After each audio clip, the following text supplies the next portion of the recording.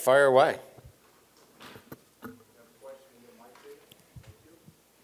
Coach, give us an update on Aaron Anderson. Yeah, I think today he felt really good. We're going to be very careful with him. This is the results of, he was great this summer in his training, never missed a day. Probably a little bit of too much work in that sense, where he had some inflammation in the knee. We took an MRI, a bone scan, everything looks really good. Now it's about just getting him back moving. So he'll do some agility and some movement tomorrow with the hope that Wednesday we've got him back out on the field. Coach, over here to your right. Through 4 years, there's been a lot of intensity in practice, but I think up front it's been a lot more different, a lot more competitive in some situations. Have you felt like early, even being a weekend, that there's been a lot of intensity in, between the offense and defensive lines?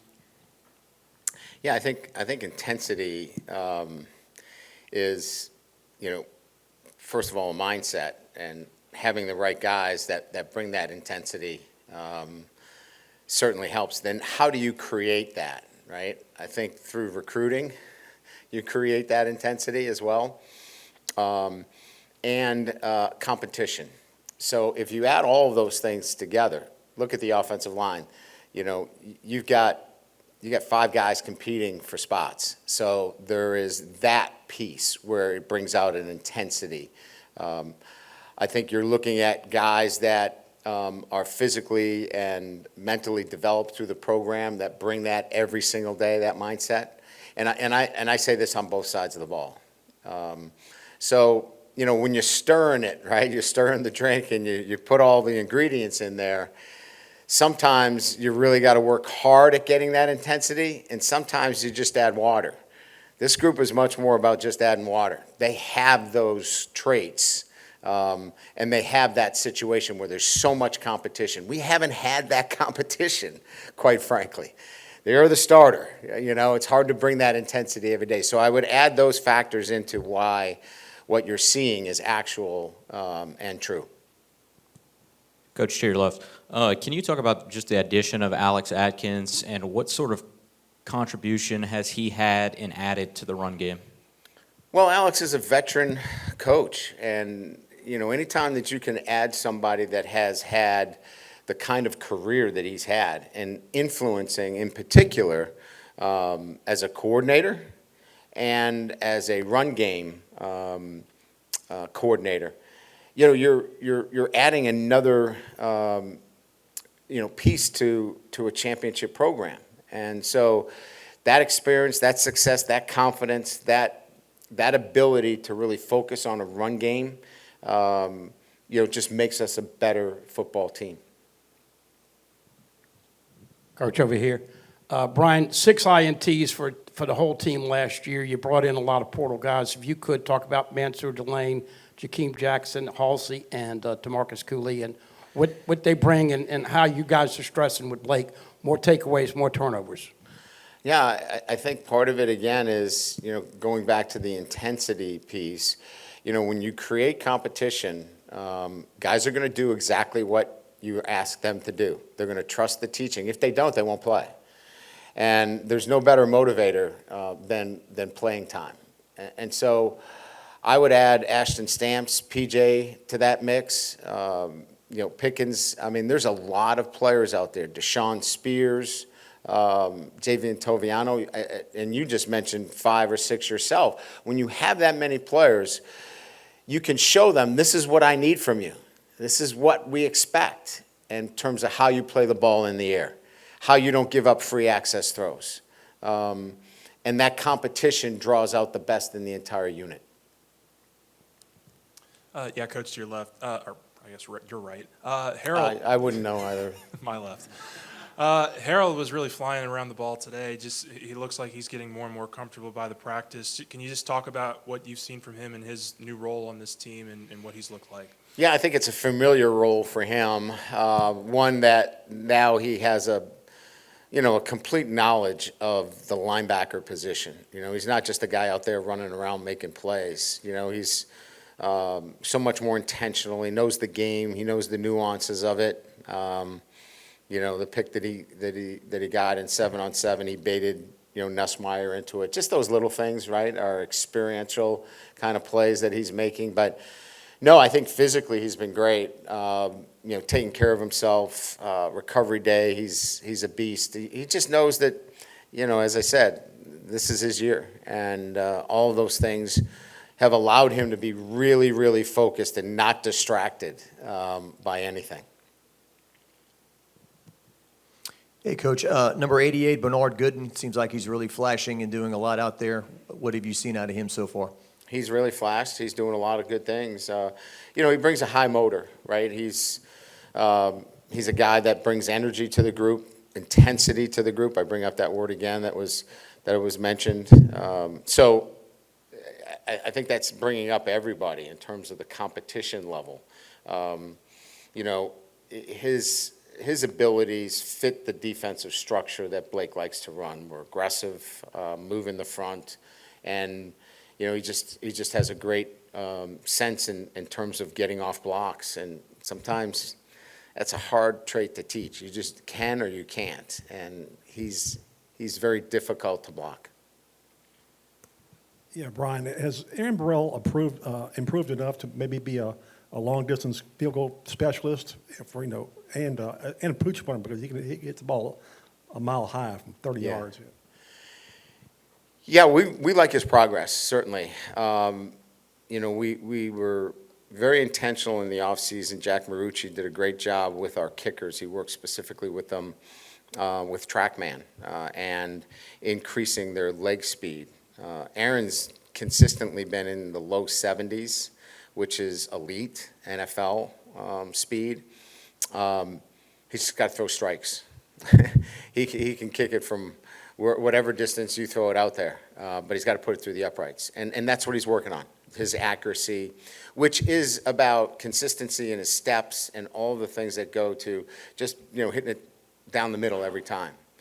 On the other hand, Damian Ramos has increased from 67 miles an hour to 71.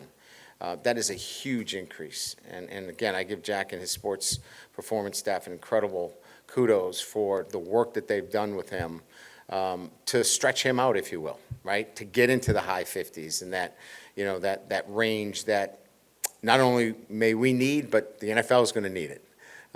Because we know about his demeanor in the moment. The big moments, he's never backed down. He's been excellent in the big moments. So we feel like we're really blessed with both those guys.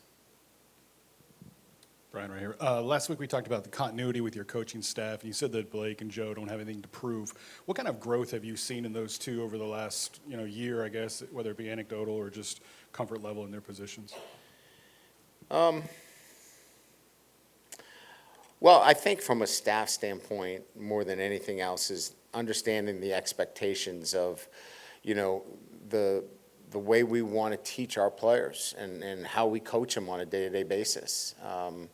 We want to be positive and demanding at the same time.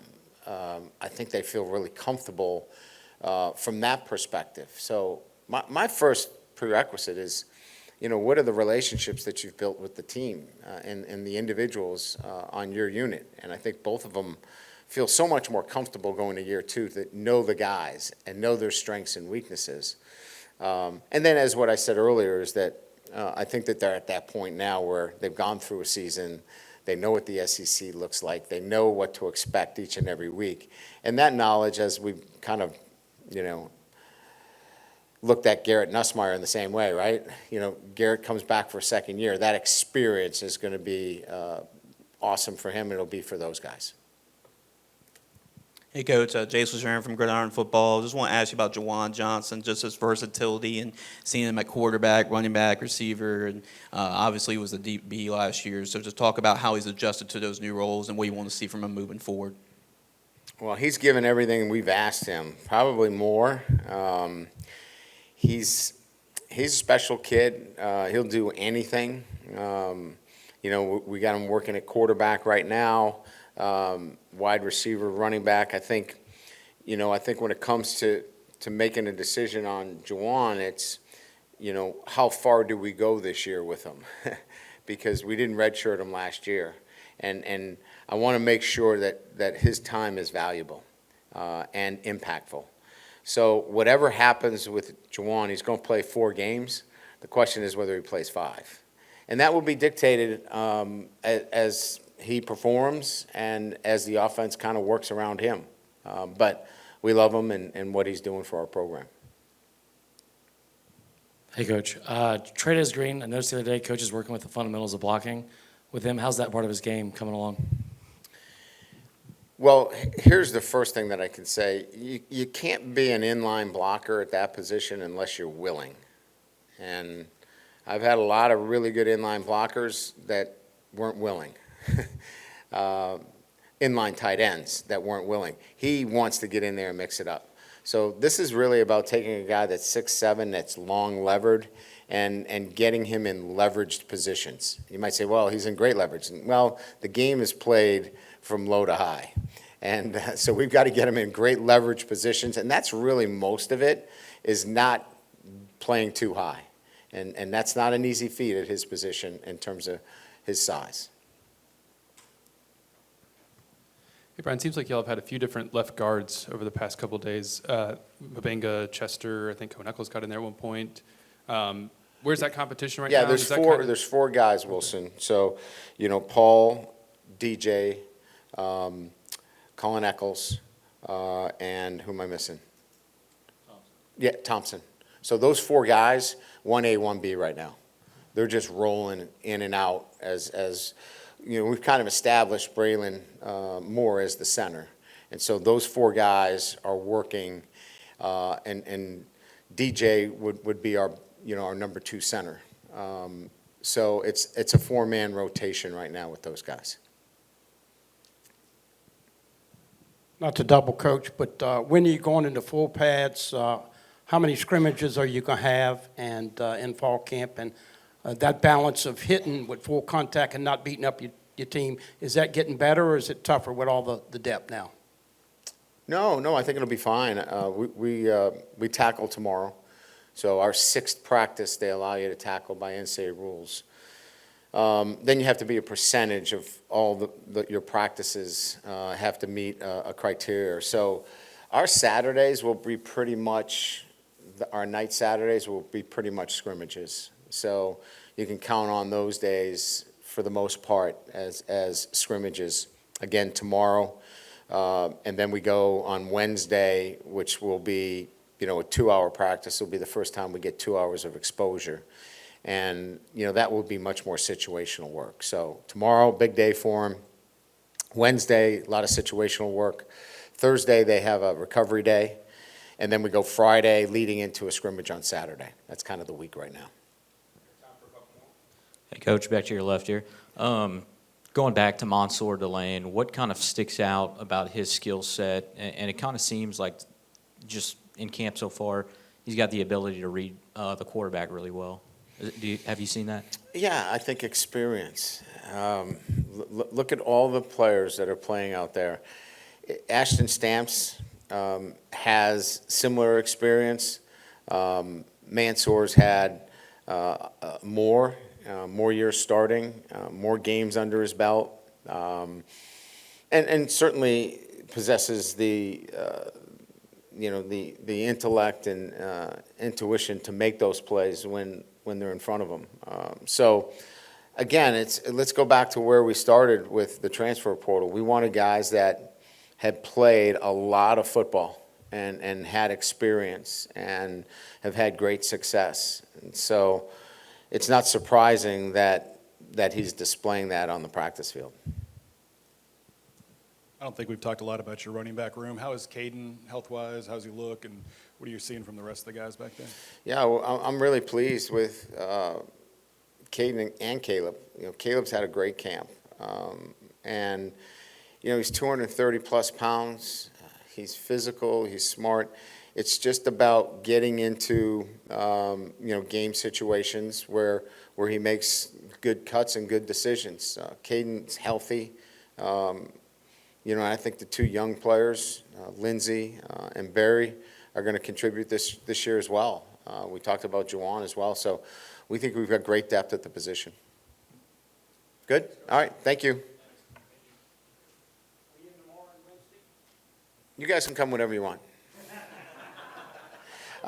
Just anecdotally, we moved 30,000 pounds of food yesterday at the food bank, and that is generally a week's worth of work. And all you had to do is tell our guys that if they were done, they could go. So it's easily motivating 18 to 21-year-olds. It's not too hard. So 30,000, just in case anybody was asking.